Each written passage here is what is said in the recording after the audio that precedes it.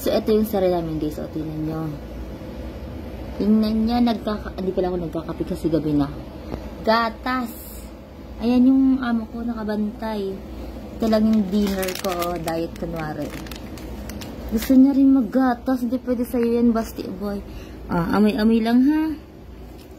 Amoy-amoy lang si Basti. Amoy mo lang tabay naamoy na talaga yung gatas. Bawal to sa pusa, baka mategi ka. Bye! See, treats? Treats. Wow! Diba, masungit na naman siya.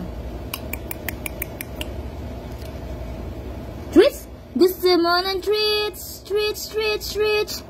Ay, naku, papalok na naman bukas. Diyos ko pa. Tapos ko lang maglaba, magsampay.